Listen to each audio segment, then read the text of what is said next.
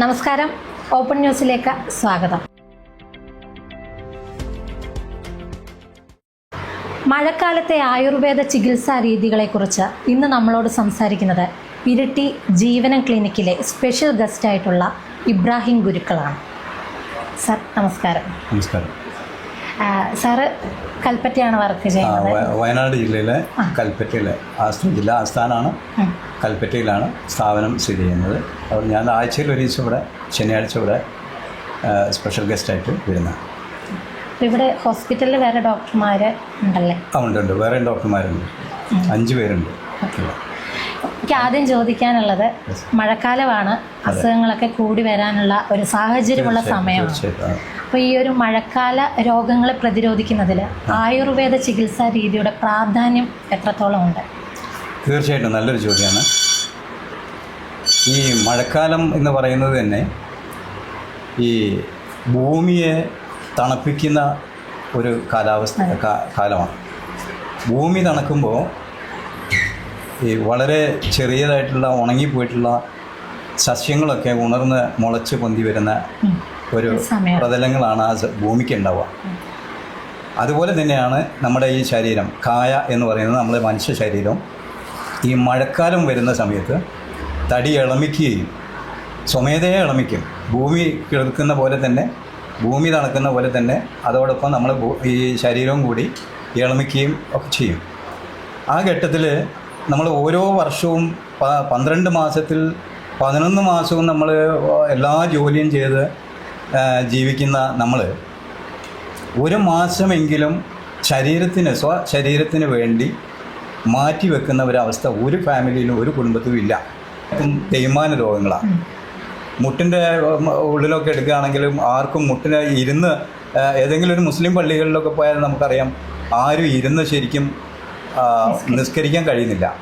അതുപോലെ ക്രിസ്ത്യൻ ചർച്ചിൽ പോയിട്ടുണ്ടെങ്കിൽ അവരാരും മുട്ടിട്ട് കുത്തിയിരിക്കുന്നില്ല, ഒക്കെ സ്റ്റൂളിൽ ഇരുന്ന് നേരം പോക്കാനാണ് എല്ലാവരും ശ്രമിക്കുന്നത്. ഇനിയിപ്പം ഏതെങ്കിലും അമ്പലത്തിൽ പോയിട്ട് ഭജനയ്ക്ക് ഇരിക്കാൻ ആർക്കും പറ്റുന്നില്ല. അപ്പോൾ ഇതൊക്കെ എന്താ, മുട്ടിൻ്റെ പ്രശ്നങ്ങൾ, നടുവിൻ്റെ പ്രശ്നങ്ങളാണ്.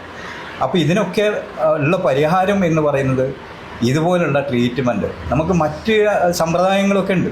ഈ മറ്റ് സമ്പ്രദായങ്ങളെക്കാളും കൂടുതൽ നമുക്ക് ഗുണം ചെയ്യുന്നത് ഈ ആയുർവേദവും ട്രഡീഷണലും കൂടി ഒരുമിച്ച് ചേർന്നുകൊണ്ടുള്ള ഒരു ട്രീറ്റ്മെൻറ്റ് നമുക്കത് ഫലം ചെയ്യുന്നുണ്ട്, കാണുന്നുണ്ട്. നമ്മളെടുത്ത് വരുന്ന മിക്ക ആൾക്കാർക്കും അത് സുഖപ്പെടാതെ ഇവിടുന്ന് ആരും പോകുന്നില്ല. ഇപ്പം നേരത്തെ നമ്മൾ തന്നെ കണ്ടില്ലേ, നേരിട്ട് കണ്ടു, പലരും പുഞ്ചിരിച്ചാണ് പോകുന്നത്. എനിക്കൊക്കെ നന്ദി പറഞ്ഞ് ദൈവത്തോട് പ്രാർത്ഥിച്ചിട്ടാണ് പലരും പോകുന്നത്. അപ്പോൾ അത് ഒരു പുഞ്ചിരി തിരിച്ചു കിട്ടുമ്പോൾ നമുക്കൊരു മനസ്സിലൊരു സുഖം ഉണ്ടാവും. വലിയ സാമ്പത്തികം പ്രതീക്ഷിച്ചിട്ടല്ല, പക്ഷേ സാമ്പത്തികം ഇന്നത്തെ സാഹചര്യത്തിൽ ഈ ആയുർവേദത്തിനൊക്കെ വല്ലാതെ കോസ്റ്റ്ലി തന്നെയാണ്. ഒരു മരുന്ന് കിട്ടാനൊക്കെ ഉള്ള ബുദ്ധിമുട്ടുകളുണ്ട്. പ്രത്യേകിച്ച് ഈ മഴക്കാലത്ത് ഔഷധ സേവയുണ്ട്. പിന്നെ ആ ഔഷധമൊക്കെ കഴിച്ച്, ഉഴിച്ചിലൊക്കെ കഴിച്ച് ശരീരം ഒന്ന് ശുദ്ധീകരിച്ച് കൊണ്ടുവരുമ്പോൾ തന്നെ ഇവരുടെ ബലഹീനതയൊക്കെ പോയി നല്ല ഉണർവിലേക്ക്, നല്ല ഉയർച്ചയിലേക്കൊക്കെ കൊണ്ടുവരികയും അവർക്ക് മനസ്സിന് തൃപ്തികരമായിട്ടുള്ള ഒരവസ്ഥ ഉണ്ടാക്കിക്കൊണ്ടുവരാൻ. ഈ പ്രധാനമായിട്ട് ഈ ചികിത്സാ രീതി എത്ര കാലം നീണ്ടു നിൽക്കുന്നതാണ്? അത് 3 ദിവസം. നമുക്ക് ഓരോ വിധികളുണ്ട്. 3, 7, 9, 14, 21, 30 എന്നീ ഓരോ ഘട്ടങ്ങളായിട്ട് തിരിക്കുന്നത്.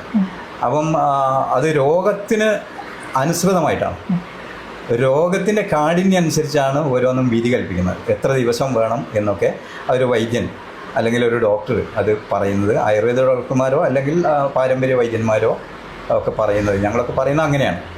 അപ്പം 3 ദിവസം എന്ന് പറയുന്നത് 7 ദിവസം ചെയ്യുന്നത് ഒരു മനുഷ്യൻ്റെ ശരീരത്തെ ഇളമിപ്പിക്കും എന്നാണ്. ആ ഇളമിച്ചതിൽ നിന്ന് 7 ദിവസം കൂടി ആവർത്തിച്ച് 7 ദിവസം കഴിഞ്ഞ് 8ാം ദിവസം കോഷ്ഠശുദ്ധി വരുത്തണം.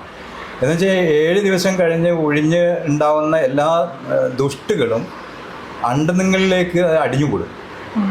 അതിനെ കോഷ്ഠശുദ്ധി എന്ന് വെച്ചാൽ ലോമനം ചെയ്യുക, വയറിളക്കുക, അങ്ങനെ ശുദ്ധീകരിച്ച് കോഷ്ഠശുദ്ധി വരുത്തിയതിന് ശേഷം വീണ്ടും 9ാം ദിവസം 7 ആവർത്തിക്കണം എന്നാണ്.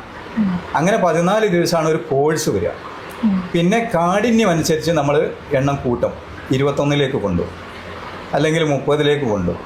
ഇതുപോലുള്ള ട്രീറ്റ്മെൻറ്റ് നടക്കുന്ന സമയത്ത് ഒരു രോഗി കഴിക്കേണ്ട ഭക്ഷണ രീതികൾ എന്തൊക്കെയാണ്? ഓക്കെ അത് ഒരു പ്രധാന ചോദ്യമാണ്. ഇവിടെ ഈ ഉഴിച്ചിൽ നടക്കുന്ന ഘട്ടത്തിലും എന്ന് മാത്രമല്ല, ഈ മഴക്കാലം തന്നെ എടുത്ത് പരിശോധിച്ച് നോക്കിയാൽ അവർ ഭക്ഷണത്തിൽ നിയന്ത്രണം ഏർപ്പെടുത്തേണ്ടത് അത്യാവശ്യമാണ്. നമ്മളിപ്പോൾ പൊതുവേ ഇന്ന് പിന്നെ ഈ ഫാസ്റ്റ് ഫുഡിൻ്റെ ലോകത്താണ് എല്ലാ മനുഷ്യരും.